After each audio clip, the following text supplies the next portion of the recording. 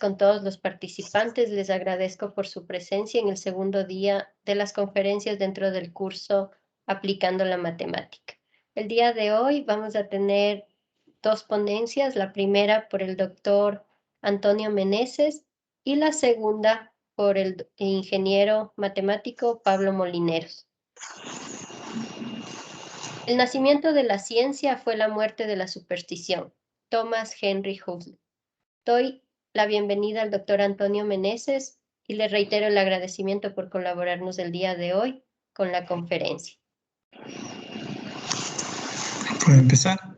Muy buenas tardes con todos. Damos la bienvenida al doctor Antonio Meneses, quien el día de hoy nos va a compartir sus conocimientos con el tema manejo de datos funcionales de variables meteorológicas.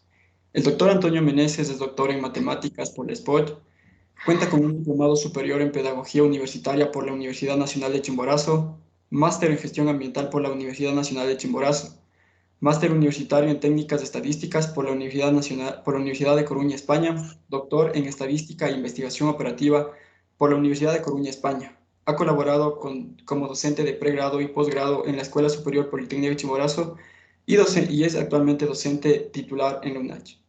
Ha recibido cursos afines a la matemática, además de colaborar como ponente en seminarios y congresos nacionales e internacionales. También ha participado en diferentes proyectos de investigación y ha publicado artículos científicos y libros en diferentes revistas y editoriales científicas. Agradecemos la participación del doctor Antonio Meneses. Bienvenido. Buenas. Reitero también mi agradecimiento por haberme incluido en este ciclo de conferencias. Estoy muy orgulloso de dar esta conferencia sobre una investigación que habíamos realizado en la parte de, bueno, se puede decir que es una función entre matemática y estadística, la estadística un poquito más avanzada, ¿no? También reitero y me siento bastante complacido volver nuevamente, por lo menos de forma virtual, a mi escuela de matemáticas. Yo fui formado justamente en ese tiempo que era la escuela de doctorado en física y matemática, ¿no? Entonces voy a iniciar con esta exposición. A ver si...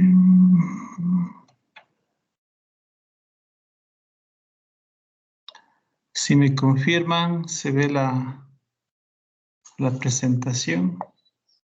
Sí, doctor, vemos el PowerPoint, si le comparte. Sí está clara la presentación, ¿no? Sí, doctor, sí se ve. Sí. Gracias. Ya. Entonces, voy a hablar sobre manejo de datos funcionales de variables meteorológicas. Justamente es una investigación que se hizo en variables meteorológicas de la estación de la Facultad de Ciencias de la SPOS, ¿no? Lo que tratamos en esta conferencia es de ver cómo se aplican herramientas del análisis funcional en la estadística, que este análisis funcional, desde el punto de vista estadístico, se denomina datos funcionales. Algunos compañeros quizá estarán cursando, ya verían el análisis funcional. Vamos a topar algunos temas como manera de revisión breve, una ojeada, para entenderlo mejor los datos funcionales, ¿no?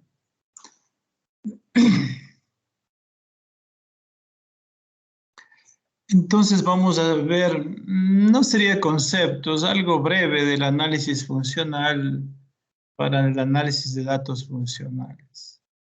Es decir, lo que las técnicas o definiciones o teoremas que se ven en el análisis funcional, porque cuando se hace esta asignatura de análisis funcional, es bastante teórica, ¿no? Bueno, quizá habrán ejercicios de aplicación,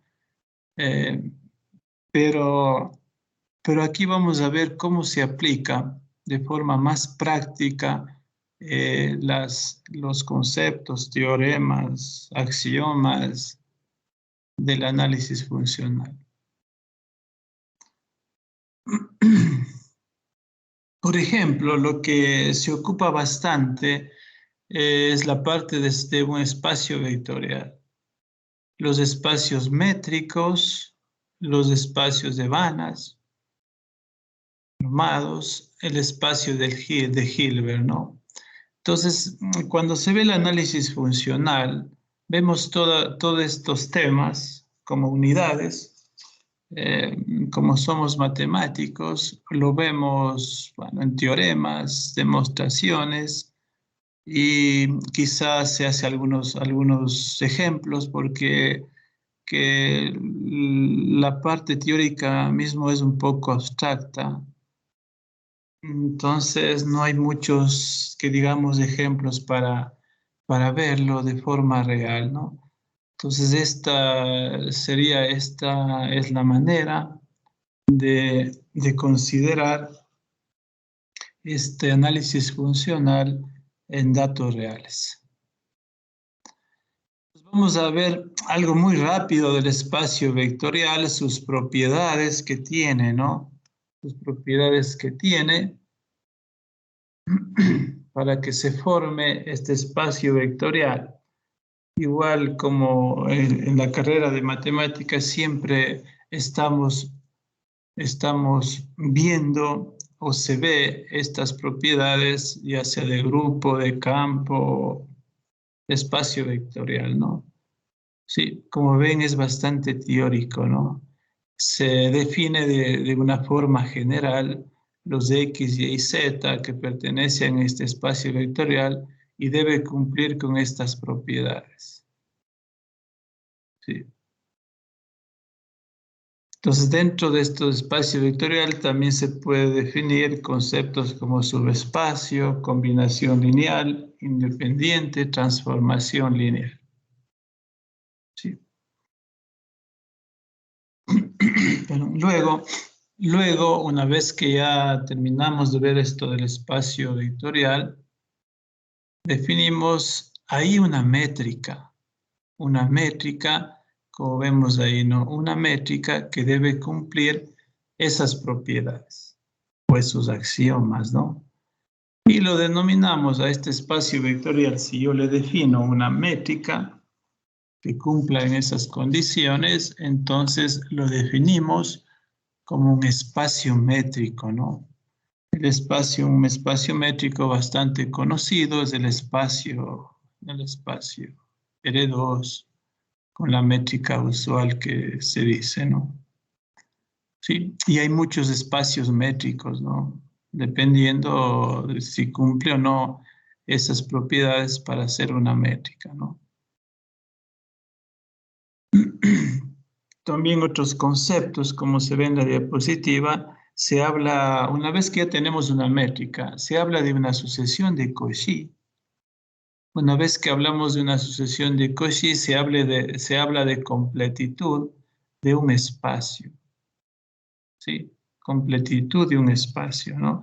Y eso es bien importante, a esta completitud de un espacio. Es bien importante, ¿no? Luego las funciones continuas, ¿sí?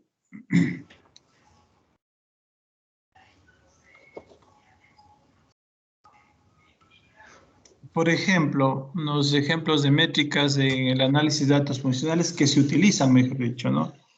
Que vamos a ver cómo utilizamos estas métricas dentro del análisis de datos funcionales. Las que más se ve geométricamente o analíticamente en RP con las métricas usuales, ¿no? Sí, sería como ejemplo. SLP, el conjunto de las funciones módulo la P integrables sobre S, donde ese coma mu es un espacio de medida. Aquí también entra un poco de la teoría de la medida. Sí. También me recuerdo que en el pénsul de matemática hay una asignatura que se llama teoría de la medida, ¿no? Entonces también entra un espacio de medida, ¿sí? Y se define ahí una métrica, ¿no? Una distancia entre dos funciones, f y g, módulo de la p integrables, ¿no? También hay otra métrica, el del infinito, que se define como el supremo sobre ese del módulo de f de t, ¿no? Obviamente debe existir ese supremo, ¿no? Sí.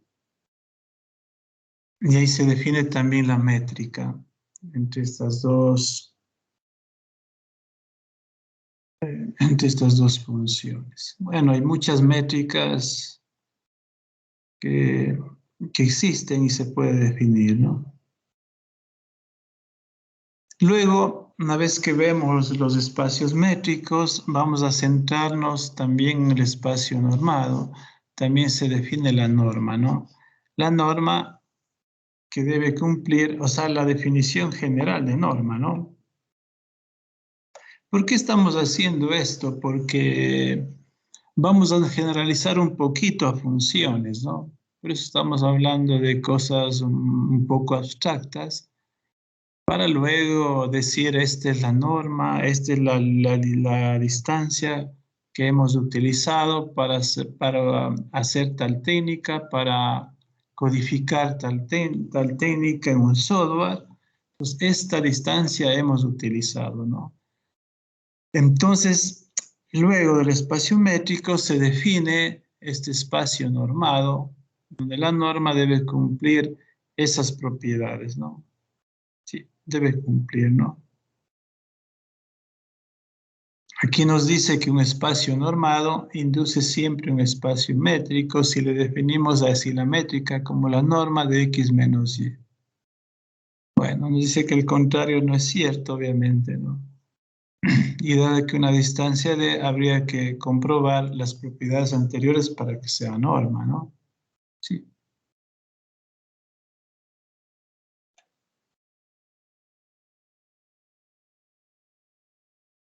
Ya, con estos espacios normados vamos al espacio de Hilbert, donde se define un producto interior, un producto punto que lo vamos a utilizar luego.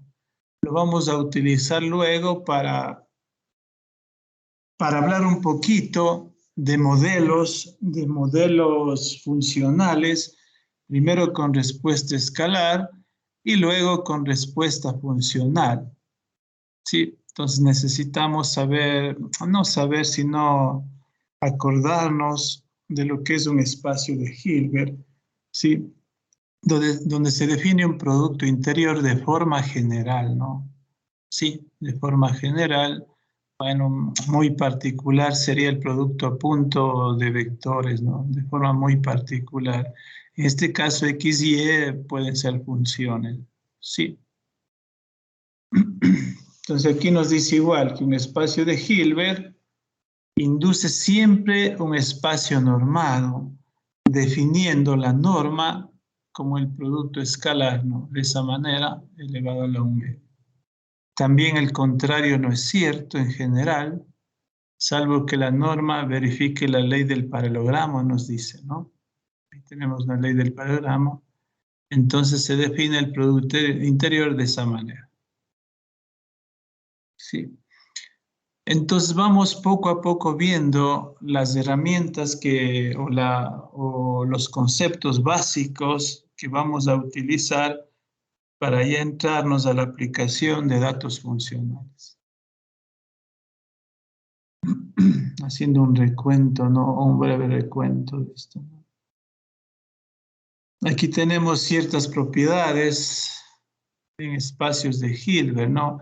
Por ejemplo, al definir un producto escalar, se puede ya definir la ortogonalidad de forma general. De forma general, ¿no? El producto punto de XY o producto escalar Porque a veces decir producto punto no es muy general, ¿no? Producto escalar entre x y y igual a 0. Diremos que x y y son ortogonales, ¿no? Donde x y y pueden ser vectores, pueden ser funciones, pueden ser matrices, ¿no? De ahí se puede definir el ángulo entre x y y, de forma general, ¿no? Sí, puede ser entre funciones, dependiendo x y y a qué pertenecen, a qué espacio de Hilbert pertenezcan, ¿no?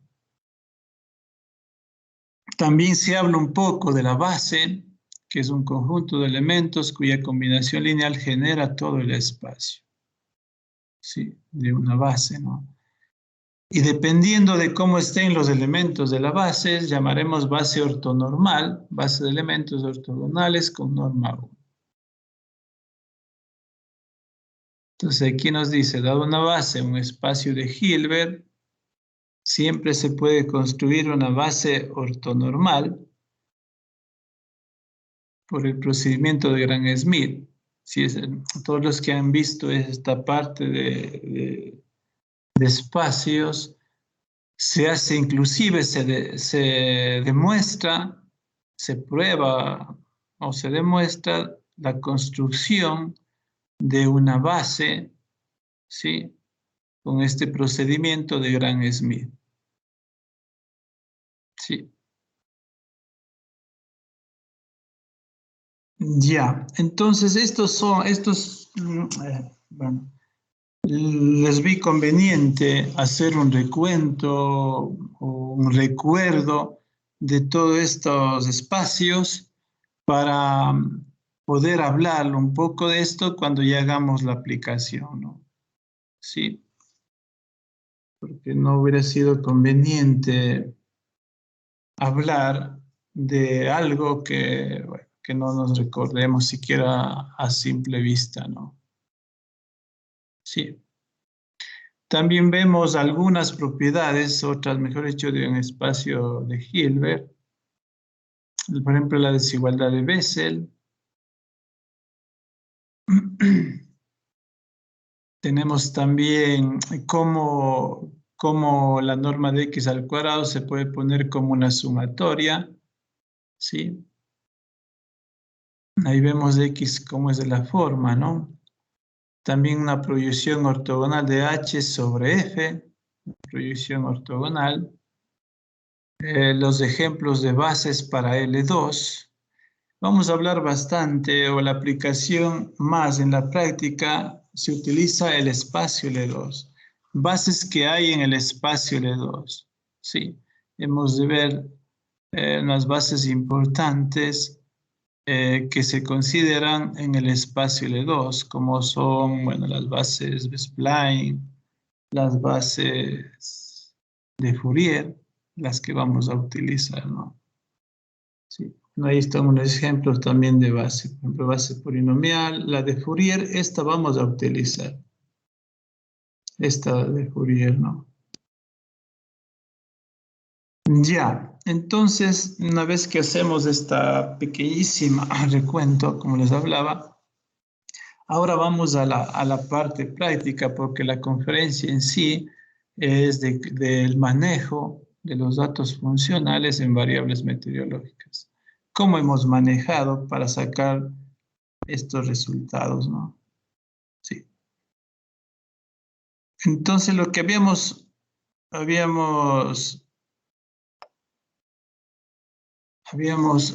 estudiado sistemáticamente es la velocidad del viento.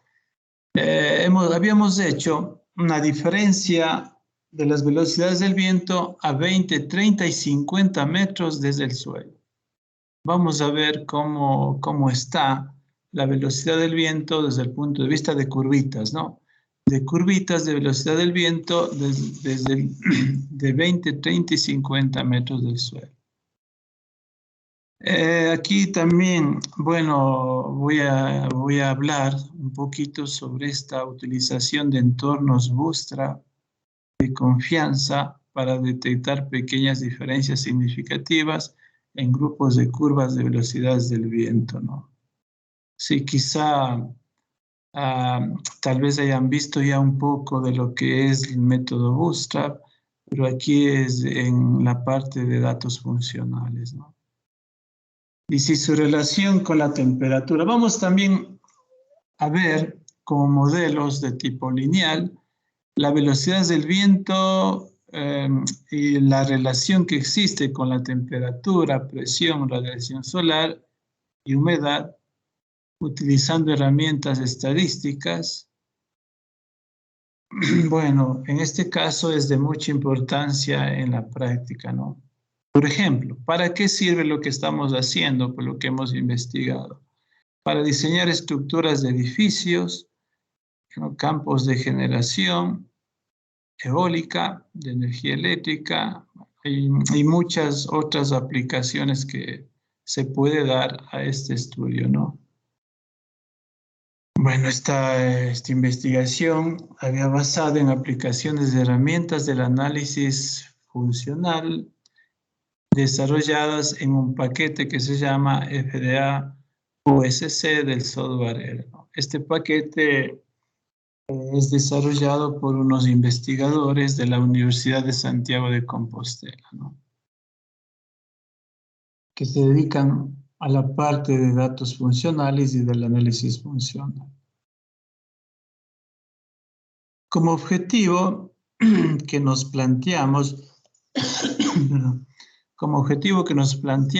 es analizar de forma gráfica, describir y realizar inferencias sobre las velocidades del viento a 20, 30 y 50 metros de altura desde el suelo y las relaciones de temperatura, presión, radiación solar y humedad con las velocidades del viento a 30 metros de altura. Bueno, estos datos son de la Estación Meteorológica de la Facultad de Ciencias de la SPOY, ¿no? Entonces vamos a ver, lo primero que hacemos, lo primero que se hizo es tomar datos de esta estación meteorológica, ¿no? Entonces estos datos son registrados cada 10 minutos, empezando a las 0 horas hasta las 23:50 de cada día, ¿no?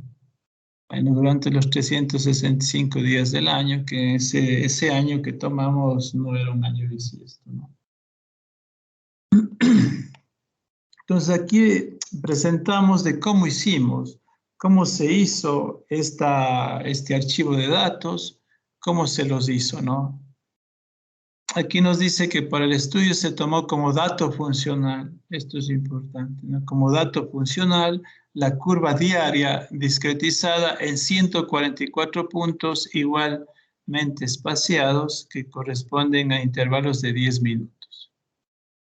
Como variables funcionales, las velocidades del viento, de 20, 30 y 50 metros de altura desde el suelo, la temperatura, presión, radiación solar, humedad, precipitación y dirección del viento.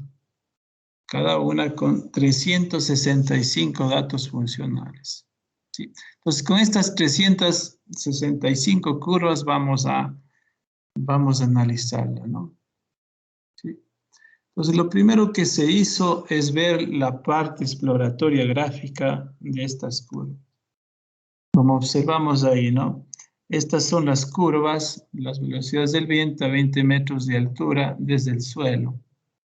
Sí, son curvitas, ¿no? También se vio a 30 metros de altura, a 50 metros de altura. De aquí, la pregunta que nos hicimos es si es que existirá diferencia significativa, sí, tomando en cuenta como parámetro la media, pero en este caso es la curva media, que representa a cada uno de estos conjuntos de datos. Eso nos preguntamos, ¿existirá alguna diferencia significativa? Entonces esto vamos a verlo, ¿no? Y una vez que vemos si existe diferencia significativa, vamos a tomar un conjunto de datos para seguir analizando, ¿sí? Entonces, ¿qué se hizo? Vemos, por ejemplo, ahí tenemos la diferencia entre las velocidades del viento de 20 y 30 metros. ¿Sí? Habíamos calculado, ¿sí?, el estimador de la curva media, que está en verde, que vemos aquí, ¿sí? Pero de las diferencias, estos datos que están en gris son las diferencias, ¿no? Sí, estas diferencias. Esta también hemos hecho con la mediana, perdón, y con la media recortada a un 95%. ¿Sí? Entonces, vemos aquí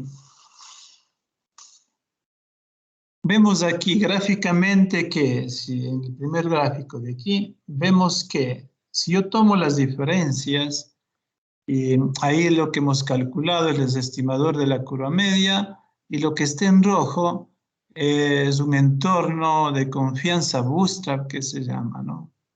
Sí, este método bootstrap es, bueno, en la actualidad se está utilizando mucho, sí, porque las técnicas que siempre se han venido utilizando son entornos donde que tienen supuestos de normalidad, ¿sí? Entornos de confianza, entonces, pero la mayoría de datos reales no se distribuyen normalmente, ¿no? Entonces, para generalizarle un poquito más, se utilizó esta técnica Bootstrap, ¿no? Para encontrar un entorno de confianza Bootstrap. Está al 95%, ¿no?, de confianza, ¿sí? Entonces, ahí vemos que este entorno, si es que no existiera diferencia significativa, la teoría nos dice que si es que no existiera diferencia significativa, este entorno debe contener la línea del cero. Pero aquí vemos que no le contiene, ¿no? Entonces, sí existe diferencia significativa entre las velocidades del viento a 20 y 30 metros. ¿Sí? Vamos a ver, por ejemplo, este es a 20 y 30. Vamos a ver a 20 y 50. También casi vemos que ocurre lo mismo, ¿no? El entorno bootstrap de confianza no le contiene el cero. No le contiene al cero, ¿no? Entonces no le contiene al cero, entonces existe diferencia significativa entre 20 y 50. Vamos al otro caso. Vemos aquí que existe ya un cambio poco significativo, ¿no? Vemos entre 30 y 50 qué pasa. Las velocidades del viento entre 30 y 50, ya los entornos de confianza bootstrap al 95%, vemos que casi está pegado a la línea del cero, ¿sí? Tanto para la curva media, ¿no? La curva mediana y para la curva media recortada, ¿sí? Entonces, lo que se observa es una cosa, que las velocidades del viento a 20 metros no son tan fuertes. Luego subimos 10 metros más y vemos que las velocidades del viento ahí son un poquito más fuertes, pero si subimos 20 metros más, vemos que ya no hay mucha diferencia entre poner el sensor a 20 o a 50 metros. Entonces, ¿qué se hizo? Se hizo el estudio a 20 metros, perdón, a 30 metros. Sí, porque ahí captamos las velocidades del viento un poquito más fuertes, ¿no?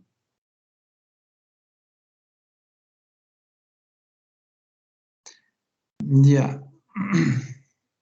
Entonces vamos a hacer el estudio de ahora en adelante a 30 metros de altura. Ahí es notorio donde, como vivimos en la zona ecuatorial, vemos ahí que desde 0 horas hasta las 8 más o menos de la mañana, vemos que la velocidad del viento es bastante calmada, se puede decir, ¿no? Pero a partir de las 8 hasta de 8 a 8 de la mañana, 8 de la tarde, tenemos ya una fluctuación de viento. La velocidad del viento es un poquito más alta, ¿no? Sobre todo a las 2, de 2 a 4 de la tarde se ve ahí, ¿no? Sí. También se calculó las curvas medias mensuales de las velocidades del viento. Son curvas medias mensuales, ¿no? Vemos, por ejemplo, la curva media en el mes de septiembre, vemos que se repunta más, ¿no? Justamente es porque se acostumbra en estos meses, como todos creo que hacen eso con los niños, a jugar con las cometas, ¿no? Porque la velocidad del viento es un poco fuerte. En el mes de septiembre se nota ahí, ¿no? Agosto, septiembre, vemos que ya hay un repunte en la velocidad del viento. Bueno, también se vio aquí ver los datos atípicos, ¿sí? Veo las curvas atípicas en este caso de las velocidades del viento. Bueno, se hizo una gráfica de las curvas atípicas y también de las velocidades del viento con datos no atípicos. Ya, eso es en cuanto a la parte descriptiva de forma gráfica y también utilizando entornos de confianza al 95% para la media, ¿no? Como parámetro funcional. Ya, entonces vamos a ver un poco también, un poco de ajustes de modelos lineales funcionales con respuesta escalar. Habíamos utilizado como respuesta escalar la media diaria de las velocidades del viento. Sí, en este caso habíamos puesto la variable y como respuesta escalar, es la media diaria de las velocidades del viento. Y en función de las variables, bueno, son funcionales, temperatura, presión, radiación solar y humedad. Vamos a ver qué dependencia tiene, ¿no? Sí. Entonces, el modelo que se utiliza para esto es un modelo lineal de esta forma. Y igual al producto escalar entre X y beta, obviamente más un error. Sí, un error. Donde X, ahí vemos, ¿no? Por eso es que hice una pequeña introducción a lo que es estos espacios. Entonces X debe pertenecer, sí, a la familia del espacio L2 de T, módulo a la 2 integrable, ¿no? Sí. Y obviamente son números reales porque es la media son valores reales. ¿Sí? Entonces, y beta, vamos a ver, son las bases de Fourier. ¿Sí? Es decir, empezamos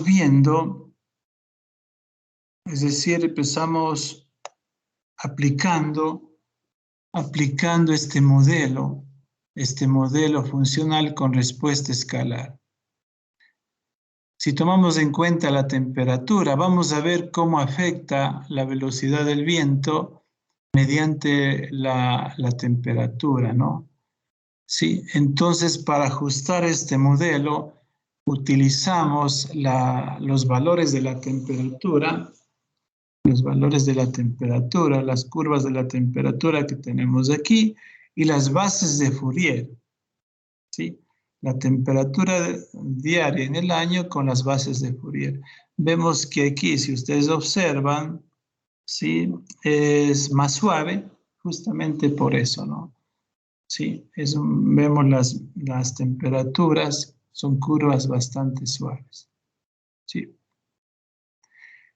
Entonces, una vez que ajustamos este modelo, el software, la librería FDA, CC, nos arrojan este tipo de resultados. Sí.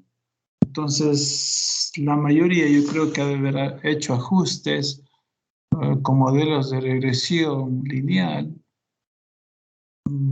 regresión múltiple. Entonces, vemos la temperatura, ¿sí? El intercept, la temperatura, bueno, con la constante, y estas son de las bases de Fourier. ¿Sí? En función de esto, ¿no? Entonces nos dice que el p-valor que me da aquí es muy pequeño, que tiende a 0. Entonces, ¿qué quiere decir? Que este modelo en general es significativo, ¿no? Pero también nos arroja un parámetro de cuánto explica mi modelo, la variación de los promedios de la velocidad en relación a la temperatura me explica un 30.99%. Sabemos que es bastante bajo esta explicación de este modelo solo con respecto a la temperatura. Vamos a ver también con la presión, de igual manera. Tenemos la presión y las bases de Fourier porque necesitamos para el ajuste del modelo, ¿no? Y tenemos también que aquí es un poco más bajo, ¿no? Sí, el modelo es significativo y nos dice que la explicación de este modelo es de 6.71%, es bastante bajo, ¿no? Con la radiación solar, vamos a ver qué pasa con la radiación solar, ¿sí? Este modelo me explica, vemos que es un poquito más alto, el 41.31%, un p-valor que es bastante pequeño, que es significativo, ¿no? Y con la humedad, ¿sí? Vamos a ver qué pasa con la humedad. Tenemos un p-valor que el modelo en general dice que es significativo, y también nos explica un 41.31%. Nos explica esto de la humedad, ¿no? Entonces vemos que con estas, a manera individual, vemos que la explicación de este modelo se puede considerar baja, ¿no? Pero si hacemos un modelo muy parecido a un modelo de regresión múltiple, pero aquí desde el punto de vista funcional, como vemos así ese modelo de la temperatura, más la presión, más la radiación solar, más la humedad, aquí es humedad, ¿no? Vemos que este p-valor es bastante, bueno, es significativo, y vemos que se aumenta considerablemente la explicación de este modelo. Eso significa que la velocidad del viento, ¿sí?, tiene una explicación del 71% con respecto, de forma conjunta y lineal, de las variables meteorológicas, temperatura, presión, radiación solar y humedad, ¿no? Sí. Entonces vemos que a este modelo se puede considerar bastante bueno, ¿no? Se puede decir bastante bueno porque cuando se trabaja con datos reales, es muy difícil encontrar un modelo que sobrepase una explicación de un 70%, ¿no? Sí, es muy difícil. Cuando se trabaja con datos reales, si es que estamos un poco de suerte, se podría encontrar, ¿no? Estos serían estos modelos con respuesta escalar. Pero también se puede hacer modelos con respuesta funcional. ¿Esto qué quiere decir? Si yo tengo un gran número de datos, bastantes curvas, yo que sé, de unos 4 o 5 años, lo más que tengamos, podemos con un buen ajuste del modelo, si nos da un buen ajuste del modelo, predecir, pero no predecir de forma puntual como se hace con las series de tiempo. Las series de tiempo se predice, no sé, una cierta cantidad de datos, pero al momento que queremos predecir más, se va a la media, ¿no? Se va a la media. Pero en este caso, estos modelos de tipo funcional, lo que me predicen es curvas, ¿sí? Curvas diarias se puede decir, ¿no? Se predice una curvita diaria, ¿sí? Por ejemplo, si yo quiero predecir, yo qué sé, unas 15 curvas de enero del otro año, si yo tengo todos los datos anteriores, podría hacerlo, ¿sí? Y al menos si el modelo es bastante significativo, lo hará muy bien, ¿no? Sí.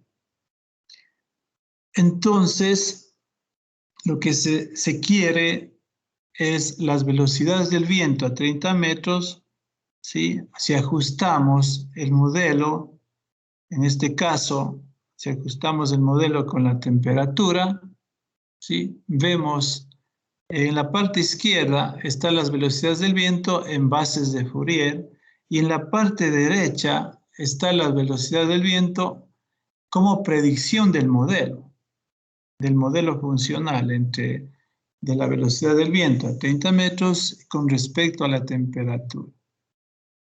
Sí, es decir, la predicción de esta, ¿no? O el ajuste, se puede decir, ¿no?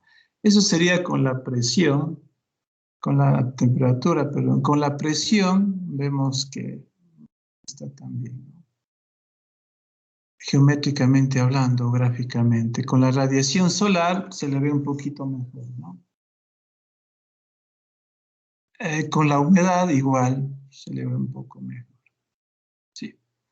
Entonces, de esta manera yo puedo hacer velocidades, mejor dicho, la velocidad del viento a 30 metros como un modelo funcional, ¿no? Con respuesta funcional. La respuesta me va a dar curvas, ¿no? Para hacer predicciones.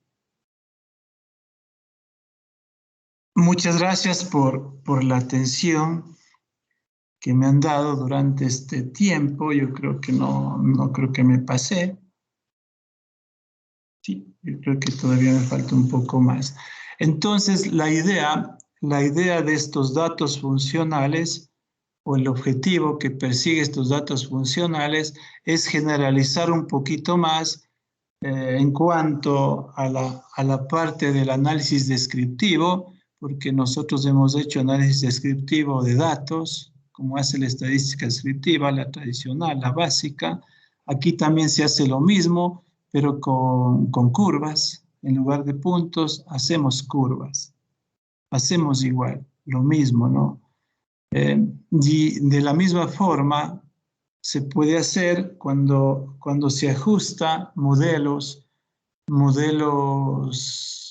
de regresión lineal simple, modelos de regresión multivariante, ¿sí?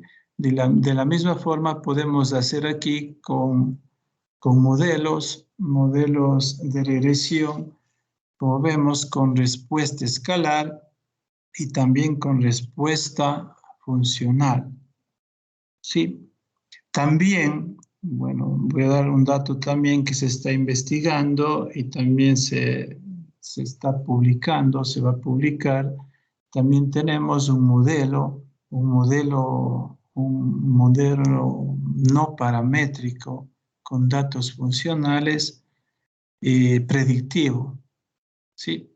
Predictivo que se está ajustando y los resultados están muy buenos, ¿sí? Para variables de la velocidad del viento y, bueno, hemos hecho ajustes con velocidades del viento y suponemos también que sirve para las demás variables meteorológicas, ¿no?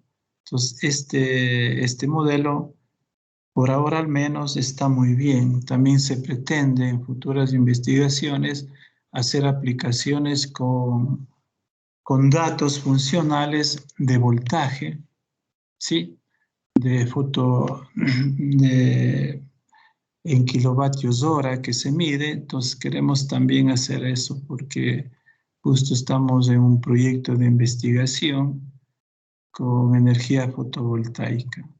Entonces hay muchas cosas por investigar y vemos que tenemos buenos resultados, ¿no? Si es que algunos compañeros de aquí de la sala bueno, les gusta la parte de investigación con datos funcionales, sería bueno que nos unamos y para ver si es que hacemos publicaciones, hacemos libros, lo mejor que podamos sacar de provecho de cada una de estas investigaciones. Entonces, muchas gracias por su atención. Y si es que hay alguna pregunta, alguna duda, estaré dispuesto en contestarlo, ¿no? Muchas gracias. Muchas gracias por su exposición. No sé si alguien tiene alguna pregunta, si tal vez podrían levantar la mano para poder organizarnos, chicos y participantes en general.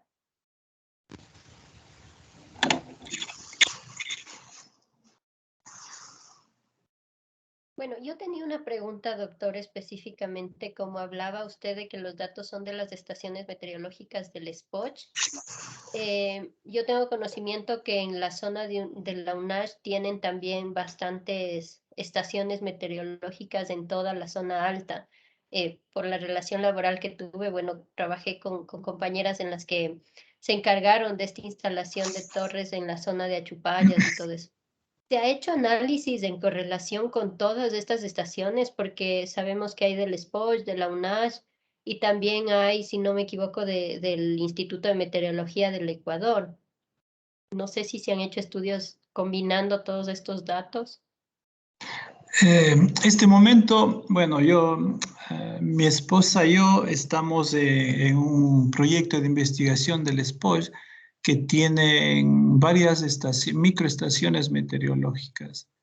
Y justamente por eso les hablaba que hay mucho por hacer. Ahí se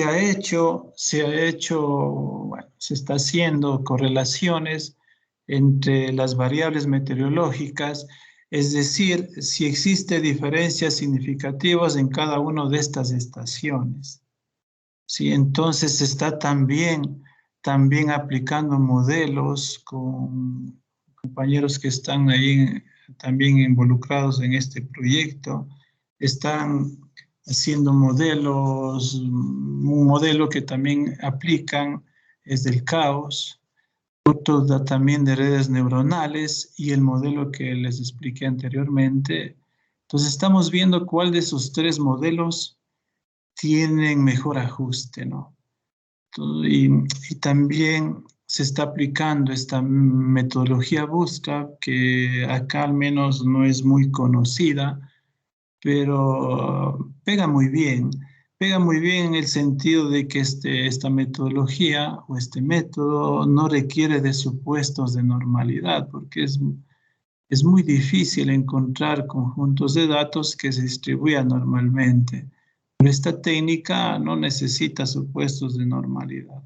Entonces, vemos que estamos en buen camino y ojalá en otra oportunidad que nos veamos podamos hacer conocer estos resultados que estamos acá. Muchas gracias, doctor. No sé si alguien de los participantes desea hacer una pregunta.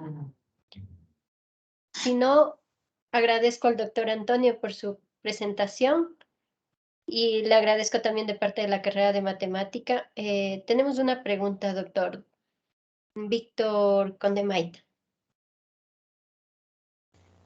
Sí, bueno, más que pregunta sería alguna sugerencia al doctor.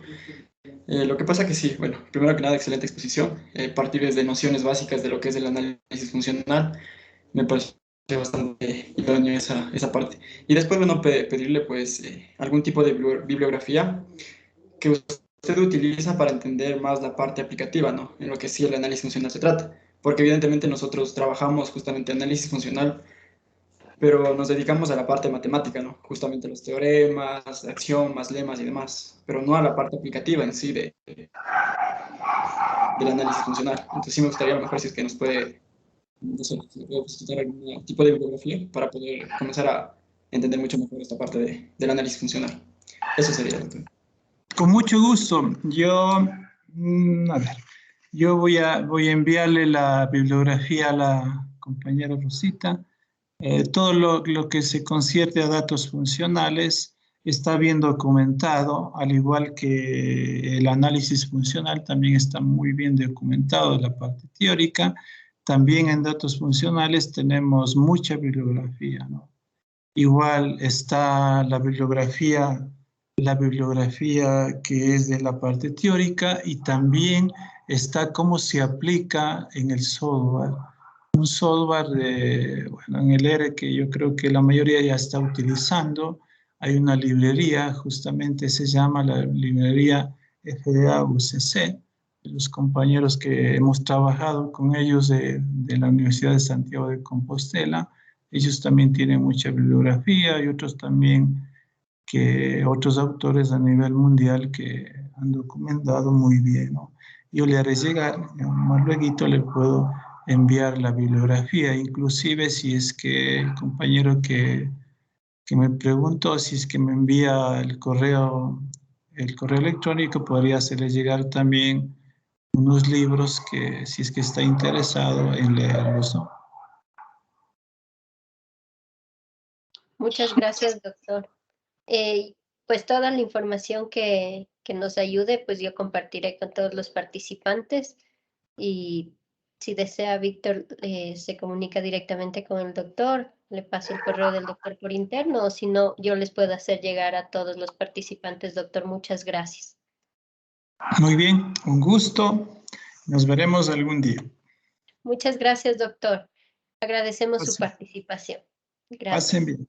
Hasta luego.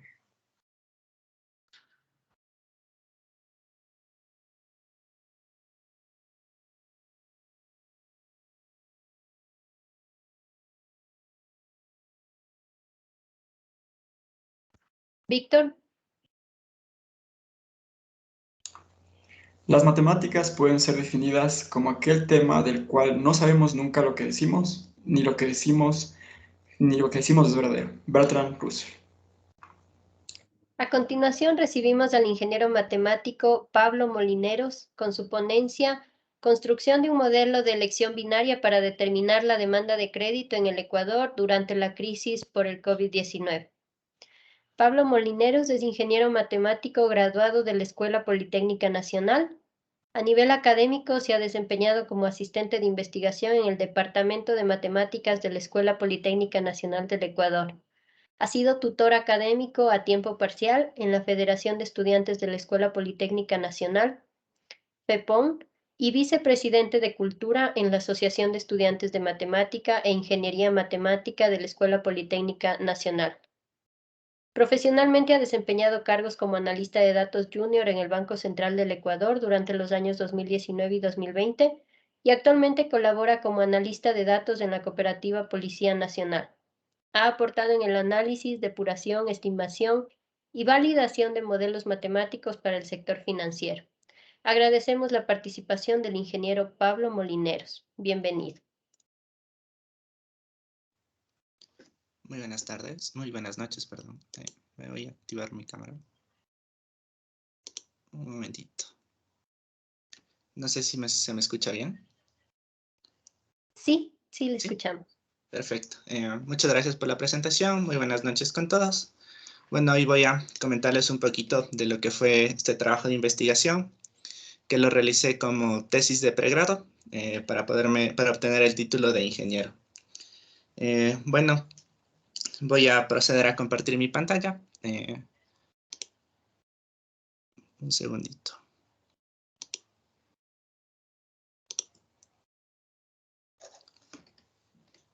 Sí, me confirman si están viendo mi pantalla, por favor. Sí, se puede ver. Perfecto. Por un tema de calidad en la información y problemas del internet, me voy a permitir apagar mi cámara. ¿sí? Uy.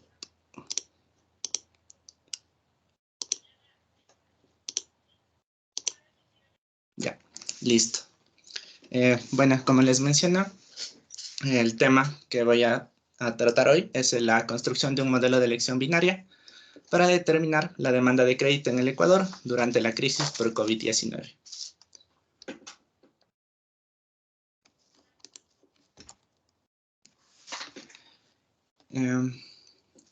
Antecedentes. La enfermedad COVID-19, notificada por primera vez en la ciudad de Wuhan, China, el 31 de diciembre del 2019 y catalogada como pandemia por la Organización Mundial de la Salud, ha tenido un fuerte impacto económico y social sin precedente alguno. Tal fue el caso de China, que debido a la cuarentena restrictiva impuesta por el Estado, evidenció una disminución en el consumo y una interrupción en la producción de fábricas y cadenas de suministros. En consecuencia, el Producto Interno Bruto de China, que representa el 16% de la economía global, cayó drásticamente en el primer trimestre del 2020.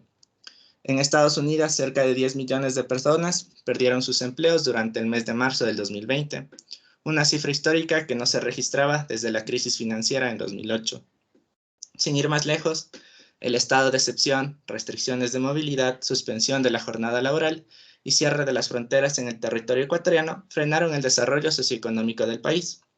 Según un análisis del impacto que ha tenido la paralización económica en la región andina, elaborado por el Banco Interamericano de Desarrollo BID, el Ecuador figura como uno de los países más afectados en el avance de la enfermedad.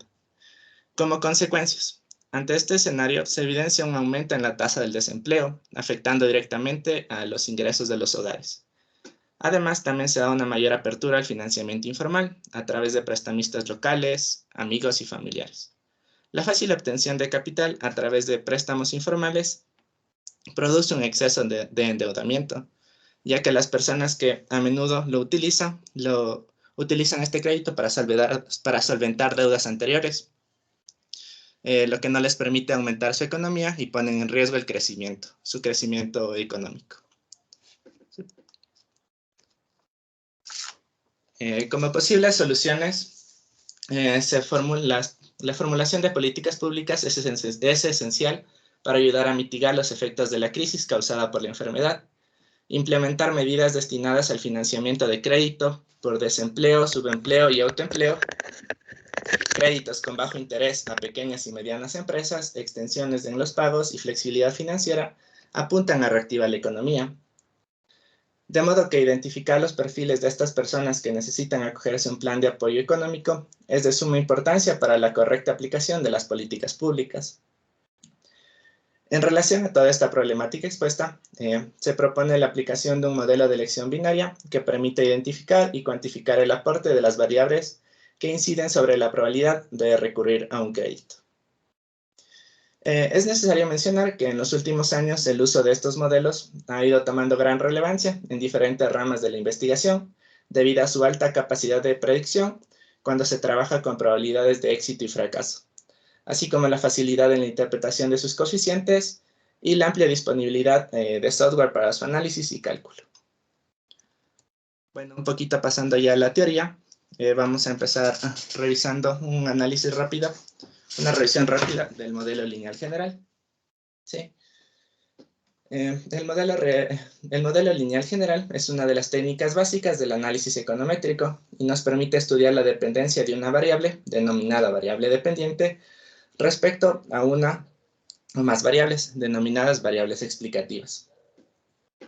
El modelo lineal general está dado por la ecuación número 2, donde los coeficientes beta son los coeficientes desconocidos que se van a estimar. Pasando rápidamente, una característica de los modelos lineales generales es que su variable dependiente es de carácter cuantitativo. Los modelos lineales generalizados permiten extender esta posibilidad, ya que incorporan variables dependientes continuas o categóricas. Además, la manera en que se relacionan las variables no necesariamente es lineal. La forma del modelo está dado por la ecuación número 4, ¿sí?, donde G es una función monótona y diferenciable denominada función de enlace. Pasamos a los modelos de elección binaria, que son un caso particular de los modelos lineales generalizados, donde su variable dependiente es de tipo binario. Por lo general son del tipo sí o no, activo o no activo, presente o ausente. Así se define la variable aleatoria y, que toma el valor de 1 si el resultado es un éxito y 0 si el resultado es un fracaso, con probabilidades de que y tome el valor de 1 dado los regresores de x sub y igual a pi, y la probabilidad de que y sea igual a 0 dado los regresores de x sub y es el complemento de la probabilidad.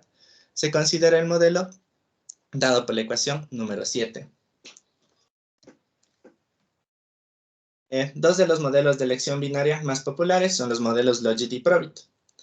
El modelo Logit permite explicar los efectos de la variable explicativa sobre la probabilidad de éxito. El modelo Logit está dado por la ecuación número 8, de donde se puede deducir que la función de enlace es la función logística o función Logit.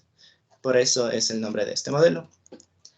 Por su parte, el modelo Probit relaciona la variable dependiente con las variables explicativas a través de una función de distribución de probabilidad. El modelo Probit de variable dependiente binaria con múltiples regresores está dado por la ecuación número 10, donde la función de enlace es la función Probit, ¿sí? La diferencia entre los modelos Logit y Probit es fundamentalmente operativa, ya que la forma de sus curvas, como se puede ver en la figura, es muy similar. Discrepan únicamente con la rapidez con que las curvas se aproximan a sus valores extremos. Por su parte, la función Probit alcanza los extremos de 0 y 1 más rápido que la función Logit.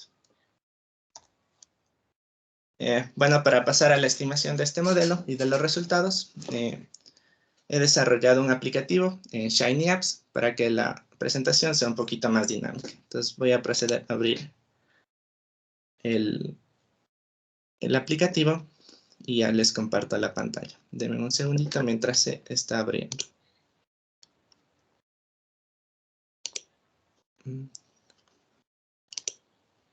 Perfecto.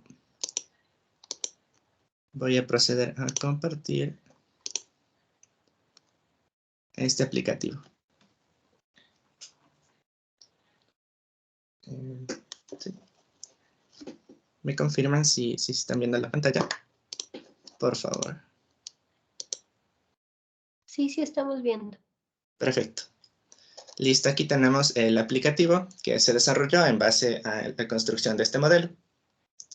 Los datos provienen de la encuesta para evaluar los efectos de la crisis sanitaria en los trabajadores públicos y privados en el Ecuador. Esta encuesta fue desarrollada por los profesores del Departamento de Matemática durante los meses de abril del 2020 y mayo del 2020.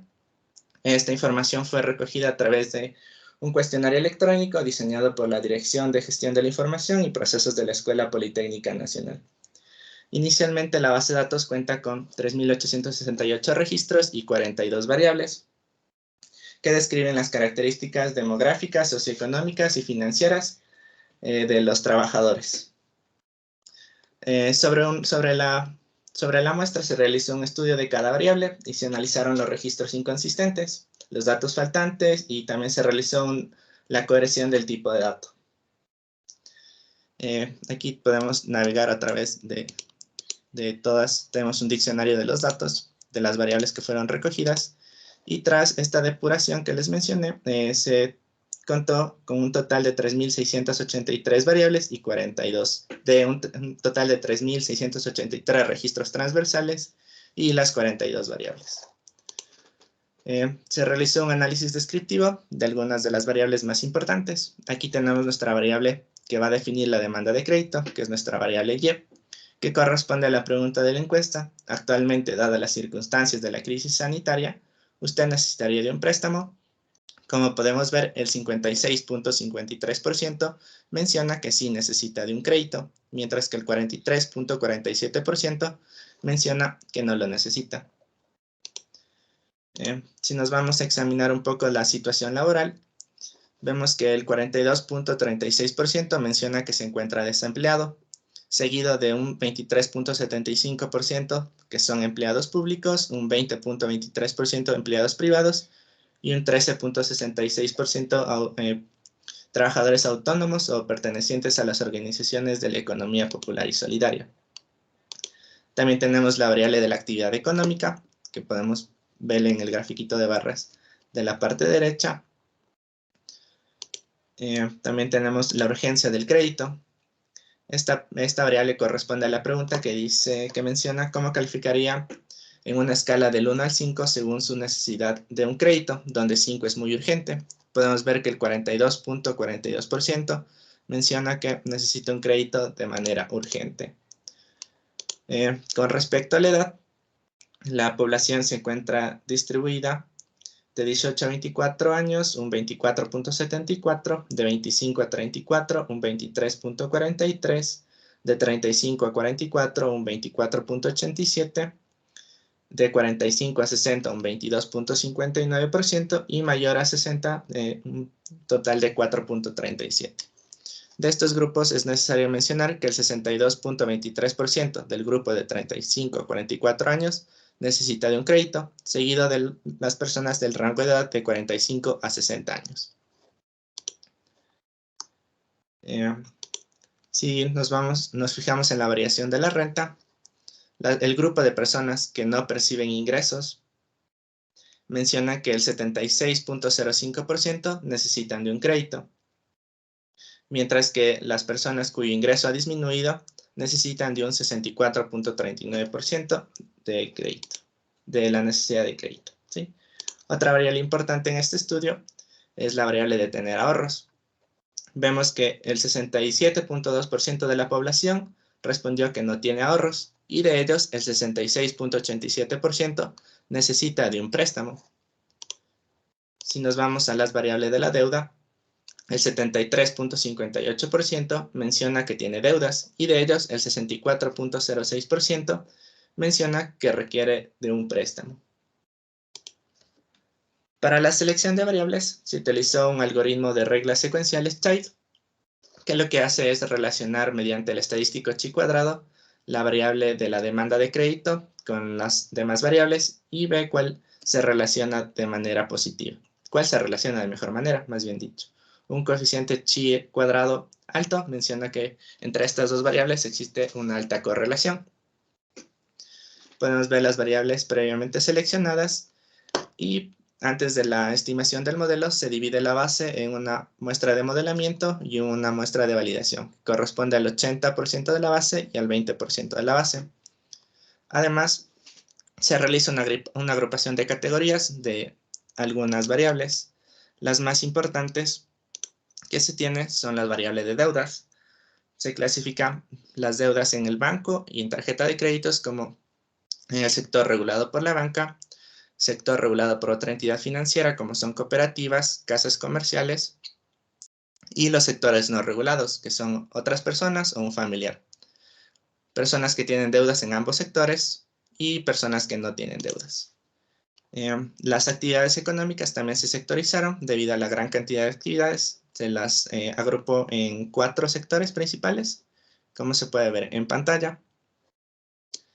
Esto de igual manera se lo realizó utilizando un árbol de elección binario. Y otra variable importante son los ingresos, son el número de miembros del hogar. ¿Sí? Inicialmente teníamos una variable continua, lo que se hizo fue discretizar, ya que el modelo seleccionado trabaja mejor con variables cualitativas. Se pasa a la estimación del modelo Logit. En pantalla se puede ver en la primera columna las variables seleccionadas del modelo, el coeficiente estimado, el odds radio, el estadístico de la desviación estándar, el valor z de Wald, el p-valor asociado y el nivel de significancia. Los coeficientes fueron estimados con el método de máxima verosimilitud, que para muestras grandes es consistente y se distribuye asintóticamente. Sí, para los odds, calculamos los odds para una mejor facilidad en la interpretación de los coeficientes. Sí. Listo. ¿Cómo se lee este modelo? ¿Cómo se interpreta? Una primera interpretación que se le puede dar es a partir del signo de los coeficientes estimados. Un coeficiente negativo indica que esta variable disminuye la probabilidad de necesitar un crédito, mientras que un coeficiente positivo menciona que la variable con este coeficiente aumenta la probabilidad de necesitar un crédito. ¿Sí? Esa es una primera interpretación del modelo a través de los coeficientes estimados. Para cuantificar más esto se utilizan los odd radios. Que dado una probabilidad pi, si el odd radio es mayor que a 1, la probabilidad de tener un éxito es más probable que un fracaso. Si el odd es menor que 1, la interpretación es la contraria.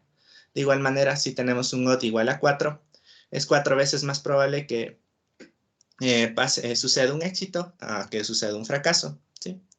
Entonces, de esta manera podemos decir que tener deudas en el sector regulado por la banca aumenta en 2.82 veces la necesidad de un préstamo en relación a las personas que no tienen deudas, si el resto de variables no cambia.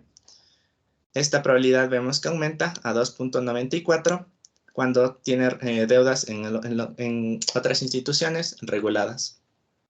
Vemos que esta probabilidad se duplica a 4.7 cuando la persona tiene deudas en ambos sectores en relación a las personas que no tienen deudas.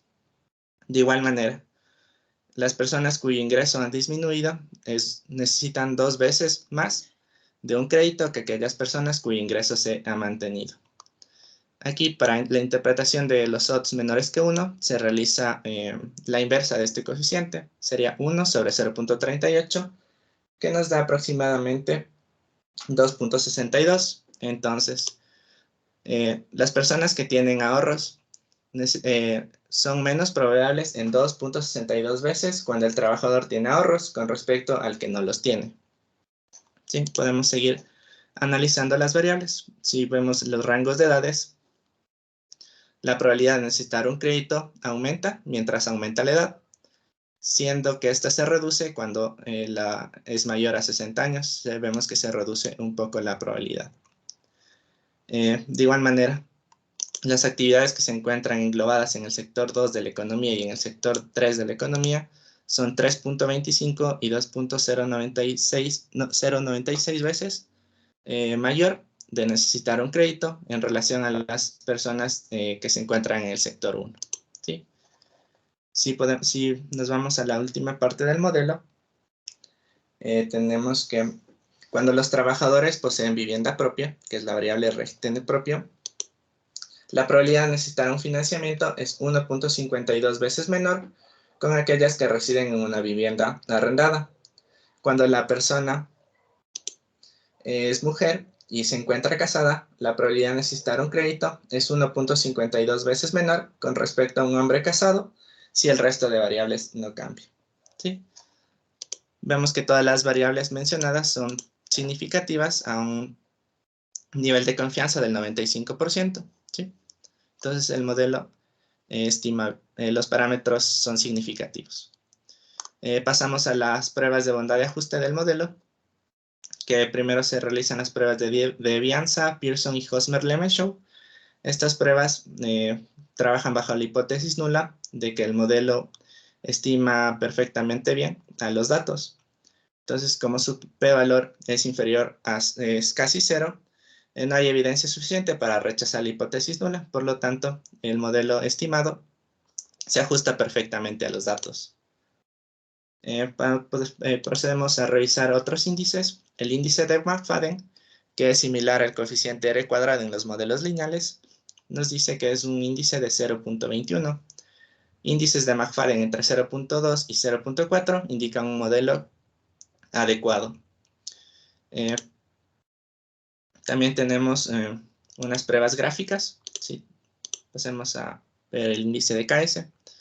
Tenemos la prueba de Kolmogorov-Smirnov, que calcula la máxima distancia entre las distribuciones de acumulación empírica de la razón de verdaderos positivos y la razón de falsos positivos. ¿Sí? Tenemos que a un punto de corte de 0.457, la diferencia entre estas tasas es la máxima. También tenemos la curva ROC, que es una representación gráfica de la sensibilidad frente a la especificidad según el punto de corte. Esta gráfica representa el equilibrio relativo entre la relación de verdaderos positivos y la relación de falsos positivos. Mientras la gráfica se acerca al punto 0,1, representa una clasificación perfecta, mientras que si la gráfica se acerca a la recta y igual a x, tenemos una clasificación aleatoria. ¿Sí? Entonces, mientras esta curva se acerca al punto 1, 0, decimos que nuestro modelo clasifica perfectamente. Y si se acerca a la recta y igual a x, tenemos una clasificación totalmente aleatoria, por lo que nuestro modelo no está dando buenos resultados. Analíticamente, se calcula el índice bajo la curva, que es el índice de Auroch, ¿sí? Este índice toma valores entre 0 y 1, siendo 1 una clasificación perfecta y 0.5 una clasificación aleatoria. Para nuestro modelo estimado tenemos un Auroch de 0.798, que nos da una buena clasificación. Por su parte también tenemos el índice de Gini. Lo que hace este índice es de que también clasifica el modelo. Valores entre 0.4 y 0.6 indican una diferencia estable, ¿sí? ¿Qué más puedo contarles? Tenemos la gráfica de la curva de distribución acumulada. Entonces vemos que para valores estimados bajos se relacionan con el valor de 0 real y valores altos de la probabilidad estimada se relacionan con valores de 1 estimados. Además tenemos la tabla de clasificación, que vemos que tiene un ajuste global del 72.37%, lo que nos dice que es un modelo correcto. Pasamos a las pruebas de multicolinealidad, que es el problema de que una variable explicativa incluida en el modelo sea una combinación lineal de las demás variables, dando como resultado una fuerte correlación. Para medir la multicolinealidad se calcularon los valores de inflación de la varianza, los valores GBIF. Estos valores cercanos a 1 indican una baja correlación, mientras que valores mayores que 5 hay que plantearse otras variables en el modelo. Como vemos, todos nuestros valores del BIP son cercanos a 1, ¿sí? Entonces no tenemos problemas de correlación. Para la adecuación del modelo, analizamos las medidas de influencia, que son los valores extremos. Valores que pueden alterar los ajustes del modelo. Calculamos los residuos de Pearson y los residuos de la desvianza. Como podemos ver en el gráfico, aquellos residuos de Pearson que superan el umbral de 2, aproximadamente en el trabajo nos resultó que es 4.34%, por lo que no es una cifra alarmante, mientras que en los residuos de la desvianza, aquellos valores que superan un valor absoluto de 2 es apenas del 1.6. Como resultado, el modelo Logit es adecuado para estimar la demanda de crédito en la base de modelamiento. Si nos vamos al backtesting, donde probamos la base de validación, hacemos las comparaciones, vemos que los índices no varían en gran medida, por lo tanto no se está incurriendo en ningún sobreajuste del modelo y nos permite estimar la demanda de crédito, ¿sí? Vemos que los índices antes mostrados son similares tanto en la base de muestra de modelamiento como en la muestra de validación. También se estimó un modelo Probit y se decidió, al final del trabajo se decidió que es mejor trabajar con un modelo Logit por la fácil interpretación en los coeficientes. Eso con relación a la estimación del modelo. Voy de nuevo a compartirles las diapositivas para pasar finalmente a las conclusiones y recomendaciones del trabajo. Como conclusiones tenemos que el principal determinante que influye en la probabilidad de necesitar un crédito es el no poseer ahorros. Otro factor importante, como lo pudimos notar, es el tener deudas pendientes, siendo mayor la probabilidad cuando se tiene deudas en el sector no regulado por las instituciones financieras. La disminución o total pérdida de ingresos durante la cuarentena se relaciona positivamente con la probabilidad de necesitar un crédito, así como también el incremento de los gastos y el número de miembros en el hogar. La edad guarda una relación positiva con la necesidad de acceder a un crédito, aunque de modo decreciente cuando avance el ciclo de vida, como lo pudimos ver en el modelo estimado. Mientras mayor es la edad, las personas requieren menos de un crédito. Trabajadores que se dedican a actividades como el alojamiento y comida, agricultura, ganadería y pesca, comercio al por mayor y al por menor, construcción, transporte, servicios diversos e industrias manufactureras son más propensas a demandar un crédito. El tipo de vivienda, la situación laboral, el género y el estado civil influyen de manera negativa sobre la probabilidad de necesitar un financiamiento. El modelo desarrollado aquí se puede utilizar como un instrumento de planificación económica y financiera que permite identificar las características de esta población más vulnerable, las que necesitan reactivarse económicamente. Como recomendación ante este estudio y para futuros estudios se podría extender considerando un comportamiento no lineal de las variables explicativas a través de otras técnicas estadísticas, como vimos el caso de la variable de la edad, que se tenía un comportamiento parabólico, ¿no es cierto? Un comportamiento cuadrado, ya que mientras transcurre la edad es menor la necesidad de un crédito. Se podrían aplicar otros tipos de modelos, como los modelos GAM, que consideran variables no lineales. Listo, eso sería con respecto a mi participación. No sé si hay preguntas. Muchas gracias a Pablo Molineros por su exposición. No sé si alguno de los participantes tiene alguna pregunta.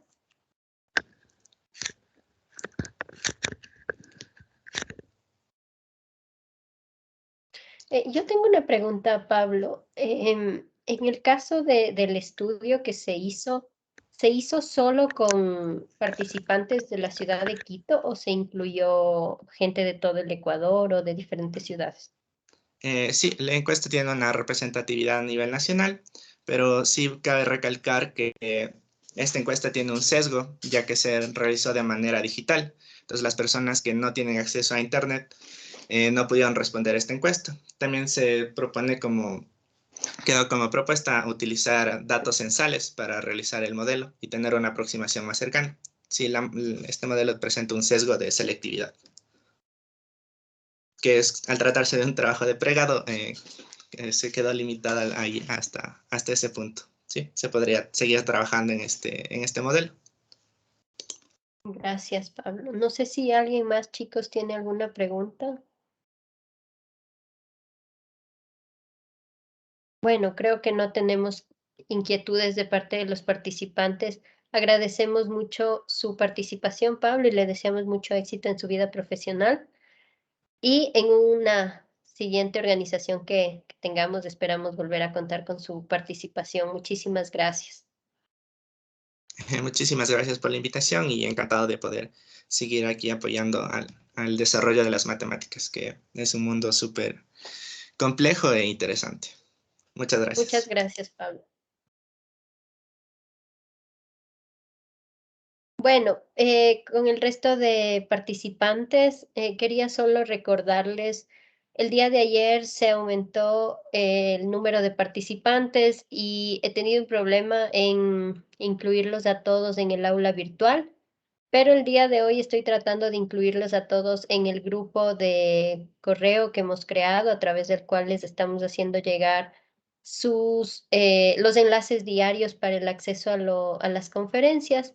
Así que las personas que no logre incluirles directamente al aula virtual, les solicito que revisen sus correos a partir de mañana temprano, en donde pueden hacernos llegar las tareas que están proponiendo los conferencistas para que puedan cumplir con el trabajo asincrónico y pues acceder a la certificación que se les hará llegar a los que cumplan con la asistencia diaria, que vamos a generarla directamente desde el Teams, y también con el cumplimiento de los trabajos asincrónicos. Las personas que realizaron la inscripción a través, perdón, del formulario de inscripción pueden revisar su acceso al aula virtual. En el caso de las personas que no tienen cuenta institucional del SPOJ, pueden ingresar a la plataforma virtual directamente con su número de cédula sin guión para usuario y para contraseña. Si alguien tiene algún problema con esto, quería dejarles mi correo electrónico, aunque la mayoría de ustedes lo conoce, pero si no, les dejo mi correo electrónico y mi celular. Me dan un segundito.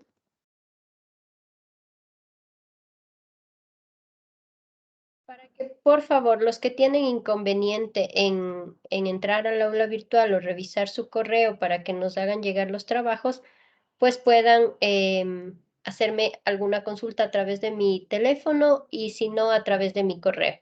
De igual forma, las personas que se registraron el día de ayer, estamos tratando de filtrar un grupo en WhatsApp para también poder compartirles por ahí los enlaces. A los que deseen, obviamente, completar los trabajos asincrónicos y acceder a la certificación. Si alguien tiene alguna duda referente a esto, también estoy presta a contestarle en este momento. ¿No? Kerly, le escucho, por favor. Sí, profe, buenas noches. Disculpe, con respecto a las tareas que toca realizar para recibir la certificación, usted nos dice que nos mandaron unos correos electrónicos, ¿verdad?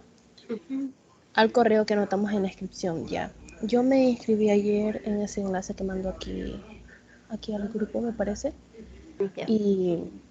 Y cómo es que se llama, pero revisé mi correo institucional y no encontré ninguna tarea. Entonces... Sí, justamente Kerly, eso les decía, los que se inscribieron recién ayer, estoy ingresándoles recién a lo que es la plataforma virtual y también al grupo de correos, así que máximo en la noche yo creo que ya tendrán acceso y podrán conocer la información de los 2 días. Ya, profe, muchas gracias. Gracias, Kerly, por su pregunta. ¿Alguien más, chicos, tal vez? ¿Alguien de los participantes? Profe, buenas noches. Buenas noches, Karen. Liliana, perdón. Profe, tal vez nos puede ayudar con el link de la asistencia o ya no es obligatoria.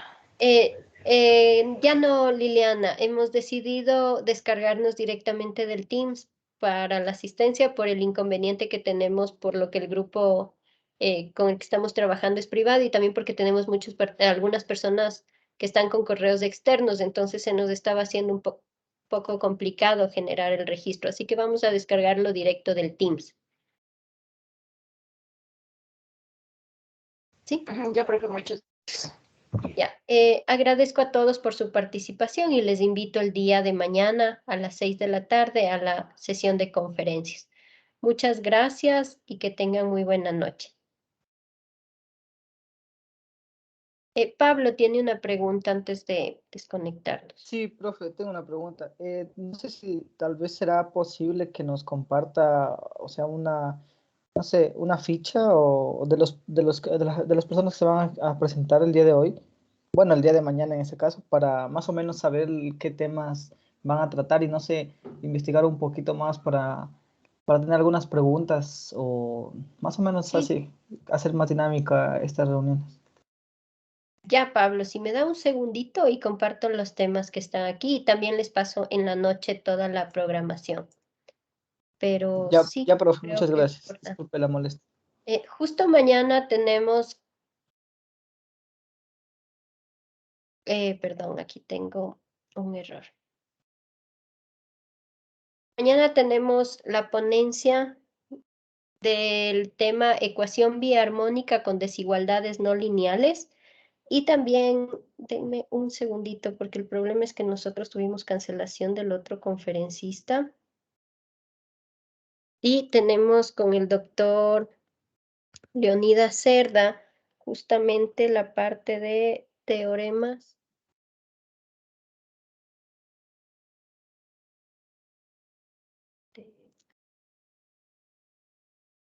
Esos son los 2 temas que trataremos mañana. Pablo, gracias por su pregunta. Con el doctor Leonidas Cerda tenemos a las 6 la revisión de los teoremas de incompletitud de Gödel y luego tenemos una conferencia de una publicación que se realizó en relación a la ecuación biarmónica con desigualdades no lineales. Son los 2 temas que se tratarán mañana, Pablo. Ya, profe, muchas gracias. Gracias a ustedes. No sé si alguien tiene alguna pregunta extra, tal vez. No. Gracias a todos los que se dieron tiempo para acompañarnos el día de hoy. Les invito el día de mañana y por favor que en la noche o el día de mañana temprano revisen sus correos y también sus plataformas, los chicos que tienen correo institucional, para revisar si ya tienen acceso a la información. Les estoy también compartiendo la información de las exposiciones. Deisita Astudillo. Buenas noches. Buenas noches, Rosita. Disculpe, tengo problemas en el internet. No sé si el link de registro se pasó o no. Deisita, les mencionaba a los chicos, como tenemos inconveniente con las personas que tienen correos fuera del SPOT, hemos decidido realizar el registro de asistencia en base al registro que nos emite el Teams. Así que como usted estuvo conectada, ya nos registra automáticamente. Gracias, Rosita. Una buena noche. Gracias, Deisita, a usted. Igualmente. Muchas gracias a todas las personas que nos acompañaron y les invito el día de mañana. Que tengan buena noche. Gracias, profe. Igualmente. Gracias, profe. Gracias, Inge. Gracias. Hasta Gracias, luego. gracias, Inge. Gracias, profe. Hasta luego. Hasta luego. Gracias.